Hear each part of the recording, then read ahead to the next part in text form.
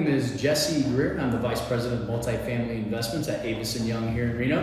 And today I have a very special guest with me, Vanessa Wood from Nevada Commercial Services. Vanessa, thank you for joining me today. Yeah, thank you so much for having me. It's a pleasure to be here. Fantastic. Well, today we're going to talk a little bit about property management. And, unfortunately, I think property management is, I don't want to say this too loud, but an underserved part of the ownership of real estate. I think really owners undervalue what you bring to the table as a property management firm. And that's something I'd like to dive into and really express what it is that you do and the value that you serve to your clients. Yeah. But before we get started on that, Vanessa, I'd love to hear a little bit more about you and your involvement with NCS and NCS as a whole. Yeah, so Nevada Commercial Services started about 15 years ago. We were a commercial management company started by Ron Jones and his now business partner, Brittany Deal. So we have two parts of our company. We have the commercial division and our residential division, which I oversee. On our commercial side, we have about 5 million square feet of commercial space, which range from office, industrial, flex, retail, medical office, and commercial, and that's overseen by our commercial team, which is headed up by Sherry Johnson and Lindsay Jurian. And then I oversee with my residential team single family, multifamily, self-storage, and a little bit of mobile home parks. And I have about 70 properties and about 2,500 doors. So you're definitely keeping busy these days. Yeah, In fact, definitely. I want to dive more into the multifamily side. That's why we're here. And Perfect. I want to give Vanessa a little bit of credit here because typically when you find management companies that grow in a market, they typically grow by acquisition, right? So there's two different ways. You can grow by acquiring other companies or you can grow by getting new business. And Vanessa, I think you've done a tremendous job since starting about almost 3 years ago, Yeah, right? 2016. In growing the multifamily and residential arm. And like I said, I want to spend more time on the multifamily side. So talk to me about how you're able to grow organically the multifamily side of NCS. Yeah, so when I first started here in 2016, I had a portfolio, a lofty portfolio, and basically our growth on our residential team was strictly word of mouth, existing clients on our residential side referring out for services. Fantastic. Which is really how we grow NCS on both the residential and the commercial side. So not only does she manage residential units, but she manages apartments as well. And what would you say would be the mix between your residential side and your 5 units in a multifamily side? So I have probably about 1% of my portfolio being single family, and then probably about 99% of my portfolio is all multi-unit sites. See, now that surprises me because originally I thought it was more maybe a 50-50, but it sounds like you're really making a push towards the multifamily aspect of it. Did you always start off that way? So I started off in big box management, large apartment complexes. I was a site manager for many years. Smallest site I managed was 152 units. So multifamily is really all I've known in my career. We still take on the single family clients that come in, but really multifamily and CapEx improvements and value add is kind of really what I personally thrive on. So it's really where my target market is multifamily. Wonderful. How many units and or properties do you think you have under management? Not do you think, but how many do you have? So I have 70 units, 70 properties under management, and that's across single family, multifamily, and self-storage. I have a pretty large self-storage portfolio, a lot of doors over just a couple of sites, but I have about 700 units that are strictly multifamily. So with all these units, I'm assuming you don't do this yourself. You probably have a team behind you and a fantastic property management software that you use as well. I have an extraordinary management team. When I came over, it was me, one other property manager, and I had an administrative assistant.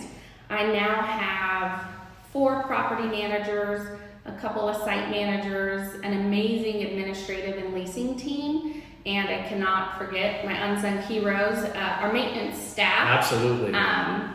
And They are the front face of what your tenants see outside of your office managers and your assistant managers as well. For So, sure. absolutely. So, and also on our software side, our accounting team, we have a great bookkeeper and a controller. But we use a software system. We use AppFolio, which is very user friendly. It creates a great tenant and owner portal options, which is extremely important in our industry.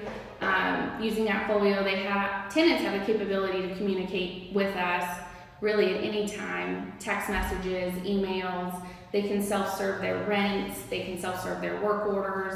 So it's a nice software system to use. And that's really what you need. You need to have a team behind you. You need to have the infrastructure and software to support it, because management is a very labor-intensive business. In fact, I don't know if you knew this, Vanessa, but I actually owned my own management company about 10 years ago. Oh, no, I did. Yeah, in California. In fact, we used to manage multifamily. We used to manage mobile home parks, a portfolio of residential homes, a little bit of industrial. But you know what? I leave it to those that can do it a lot better than I. So that's why I'm doing this interview here today. But really, that brings me to the question of the true value of property management. And like I said beforehand, a lot of clients really look at property management as something that they either don't want or they need to get, but when in reality, it should be one of the most important things that they look at. Can you talk into more detail about that? Yeah, I think a relationship with a property manager should start when you're trying to identify properties in the Reno-Sparks area or outlying areas.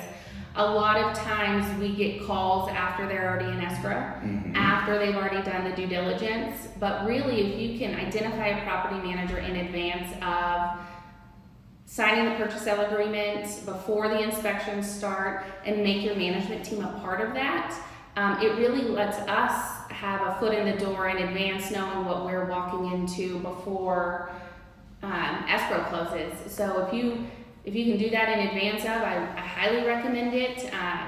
We do great due diligence services as well, but it really helps us on the overall management of the property, knowing beforehand what we're walking into, if we have any problem tenants, units, because inspectors are looking for certain things and managers are really looking for those telltale signs of hoarding, housekeeping issues. So really it comes down to a lot of what I consider liability issues, right? So property management companies can help identify certain liability issues before they go into the purchase of the property to help mitigate that upon closing. Right. I think what else is interesting is that property managers bring a lot of value, especially when it comes to financing. A lot of people don't think about this, but they can help with the due diligence, they can help with the underwriting, and help provide that value when they're working with the appraiser or the lender as well, to help for a smoother transition and process in the whole purchase side of it. Now, let's say, for example, that someone's already purchased a property or they're unhappy with their current management company. What's the next steps there? What does someone typically do, and how do you guide them through the process of evaluating the property and seeing if they're a good fit for you and you for them? Right. Yeah, so typically those calls come in and I have a brief conversation with the owners of the property. They tell me what their current concerns are with their existing management company, what type of deferred maintenance or issues they've been having, and then I'll go do a site visit and make an assessment of the property myself. They'll tell me if they're in the middle of value adding the property, and then I kind of post to them how I can help them. I'll do rent comps for that area. I'll look at their rent roll to see if they're under rent, if they have room for improvement on the expense side in certain areas. So sometimes it's a deep dive and sometimes it's a very quick turnaround as far as that goes. But we always go and look at the site first. Check where it's at, do market surveys, look at their rent rolls to kind of see where we can be of service to them. Are they getting top of the market rents for the condition of the property that they have? Is their property being maintained to the best standards of care for both the property owner and the tenants? Because they're the ones that are paying rents to have a clean, safe, and affordable place to live. Absolutely. So the due diligence is extremely thorough, it sounds like. It's interesting as well, when you look at different parts of the real estate realm, right? There's different organizations that you could be involved with, and there's different, what I would call, I don't know, let's see here. It would be basically something that each organization would want to try to attain to, right? And I guess where I'm going with this is that NCS, and especially yourself, is very active in what I consider the top organization for property management, which is IREM, or Institute of Real Estate Management. Would you like to dive into that a little bit more? Yeah, so I am a past president of IREM Chapter 89. I was president for 2 years. I'm currently serving on the board of directors. Well, hold on, 2 years. 2 years. So you wanted double punishment, is what I'm hearing. So, you know, if you do a year term in IREM, you're really just getting your momentum. You have That's all true. of these initiatives you want to make all of these great changes, and by the time you really get that momentum, it's time to pass the baton. And our chapter in the IREM world is a medium chapter. We have about 65 members. But it's a very active chapter. Very active. We do events mostly every month. We go dark in the summer just because everyone's traveling. But I also sit on the IREM National Ethics Board. I just was in San Francisco at the Global Summit where our very own Don Wilkerson passed the gavel on to the next incoming IREM president after a 2-year term. I was going to say he was 2 years at the national level. At the national level. Yes, yeah. I'm sure he's ready for a little bit of a vacation. Yeah, he's got one more travel trip planned, and he's going to, I think he said, Korea and Singapore. They're constantly traveling. And I talked to Don a while back, and if he's not in Europe, he's over in Asia. I mean, he's constantly traveling. So really, when you look at IREM, what's nice about that, and especially the involvement that you're in, is you're not only just hyper-focused on the local level and the local issues, but you're able to take a step back and look at really what's happening regionally and globally, and trying to find the best of class for property management that you see on a national level and implement it here as well. So that's fantastic. Yeah, if you're an IREM member and you've never been to a global summit, I highly recommend it. Oh, it's amazing. I always come back motivated and inspired and ready to light the world on fire, which is nice. But IREM is a organization based off of ethical practices, and I think that's one of the things that I pride myself in, being an IREM past president, being both an ARM and a CPM. So I want to stop you right there, because I think our viewers might not know what that is. And quite frankly, when you're in an organization like IREM, there's certain levels that you try to attain to. And a CPM is basically the top designation that you can get in IREM. And what does CPM stand for? Certified Property Manager. And what does ARM stand for? ARM is an accredited residential manager, which I obtained originally. That's right. So basically, Vanessa has obtained not only the highest designation, but multiple designations in IREM. And as a property management company, there's also a focus to get what I believe is called an AMO as well. Yes, right? yeah, an accredited management organization. NCS is working extremely hard to obtain our designation. We have to hit certain criteria. We have to have an executive CPM, which we have. NCS actually has.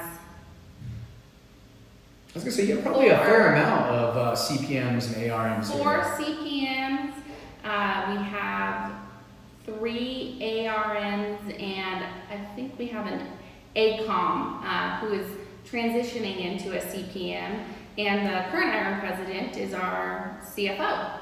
So basically what Vanessa is saying is that not only is she, because I know she won't toot her own home, but I'm going to do it for her, but NCS is extremely qualified to handle not only any type of client, but any type of property. So that's one of the reasons why I wanted to sit down with you today and really just pick your brain on what's going on in the marketplace, how you handle different types of clients, and who you are as an organization. So I really appreciate you sitting down and chatting with me for this Multifamily Monday. And by all means, if anyone has any questions at all, how can they get a hold of you, Vanessa? Well, they can reach me. My direct line is 775-737-7307, or my email address is vwood@ncsreno.com. And we'll make sure we post that so you can easily access it as well. And that concludes our Multifamily Monday. So Vanessa, thank you very much for your time, and I look forward to working with you here soon. Yeah, thank you so much. I appreciate it. Have a good day. You too.